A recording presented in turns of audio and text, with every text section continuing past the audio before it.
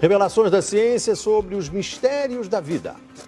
Especialistas de vários países estiveram no Brasil para o lançamento de um grupo dedicado à tese do chamado design inteligente. Esses cientistas acreditam que a perfeição e a complexidade da natureza comprovam a existência de um ser superior. O que há por trás do bater das asas de uma borboleta? Ou das cores vibrantes das penas dos pássaros? O que há em comum entre a concha do mar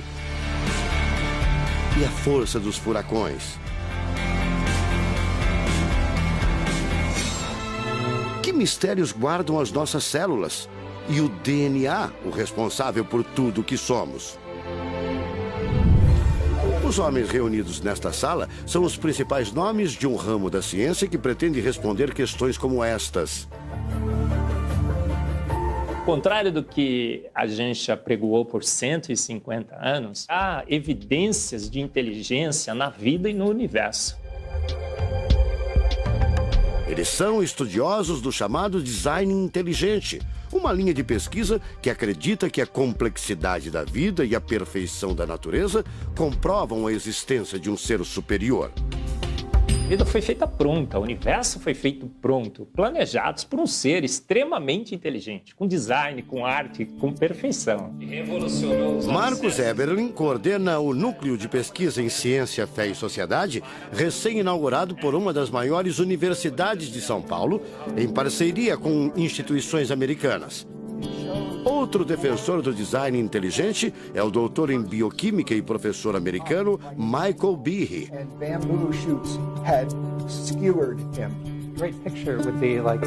Brian Miller é doutor em física. Ele coordena as pesquisas da Universidade de Duke, nos Estados Unidos. Seria um super engenheiro, um super arquiteto?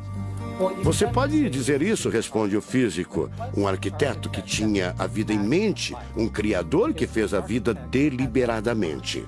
Also, when you look at life itself, não é de hoje que os cientistas procuram pistas deste arquiteto da vida. Galileu Galilei, o célebre físico e astrônomo italiano, disse há mais de 400 anos que a matemática é o alfabeto com o qual Deus escreveu o universo. A matemática se dedica a provar que tudo no universo segue uma lógica. Mas foi ainda antes, na Idade Média, que outro italiano, Leonardo Fibonacci, decifrou parte deste alfabeto. Ele descobriu um padrão numérico que se repete em quase tudo na natureza. Em homenagem a ele, o padrão passou a ser conhecido como sequência de Fibonacci, uma sequência lógica de números que pode ser expressa em formas geométricas. Em cada quadrado, a gente consegue construir arcos, são aquelas linhas tortas, né? A gente consegue ligar um arco com o outro. Quando você liga um arco, um outro arco, um outro arco, um outro arco, um outro arco, e vai seguindo um outro arco, pensando no próximo quadrado, um outro arco.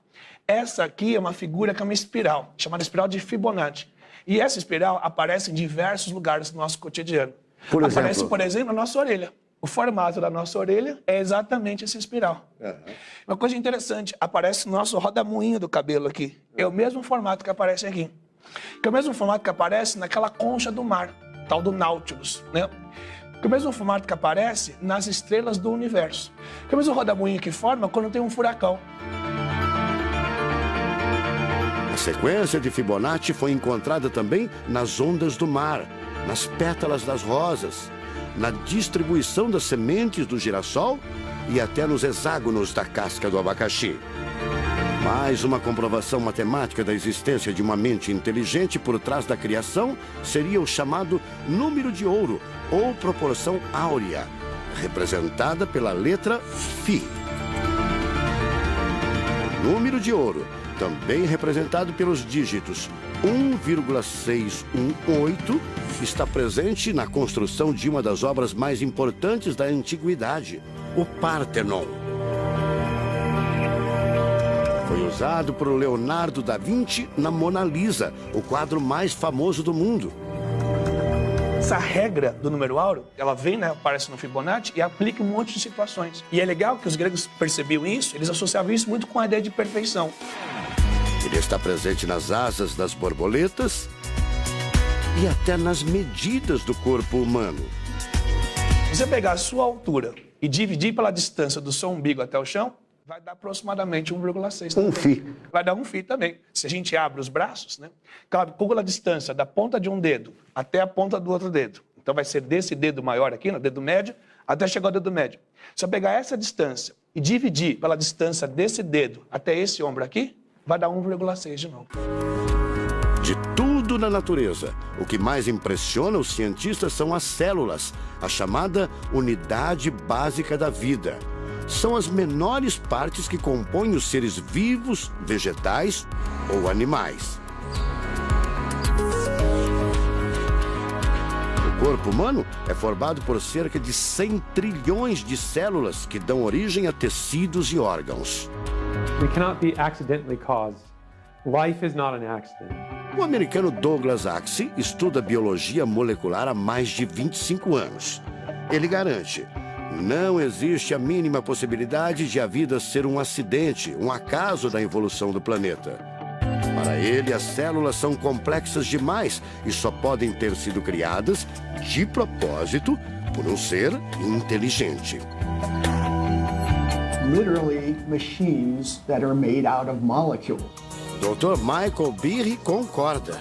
Ele compara a célula a uma fábrica repleta de máquinas e veículos.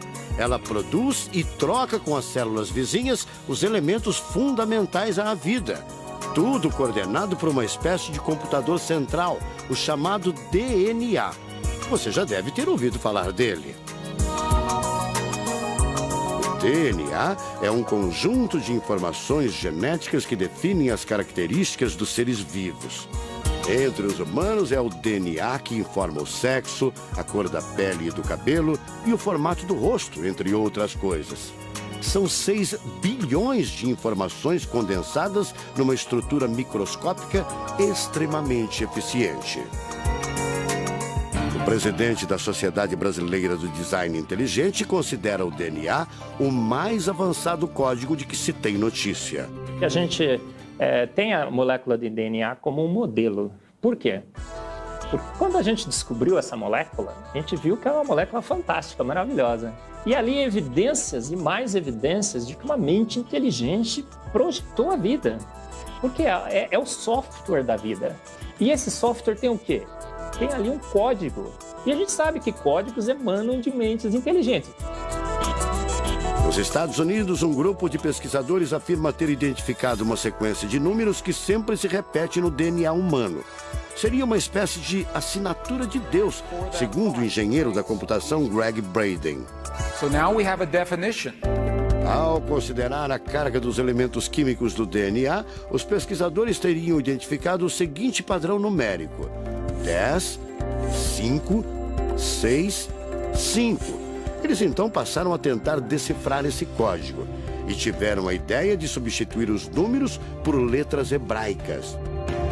Em hebraico, a língua oficial de Israel e que aparece na Bíblia, os números são representados por letras, como explica essa professora israelense. A escrita hebraica é muito antiga. Já tem textos escritos 1000 anos antes da Era Comum. E nesta época ainda não inventaram o sistema decimal dos números que usamos agora. Na Bíblia, o Primeiro Testamento, podemos ver não só os números dos versículos e os números dos capítulos, mas também as páginas.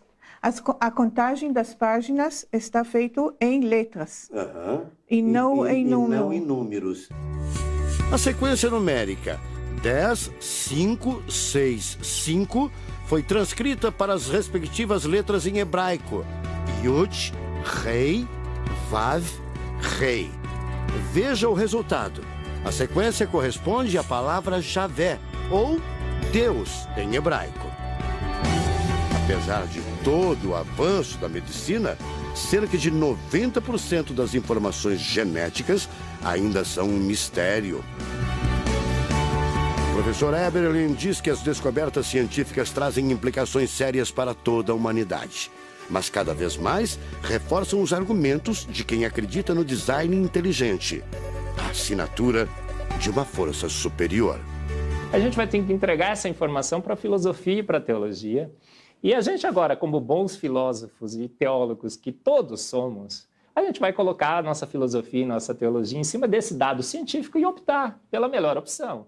Eu, óbvio, acho que a melhor opção é Deus. Como gente, a gente tem esse direito, né, de especular em cima da descoberta científica de que uma mente inteligente orquestrou o universo e a vida.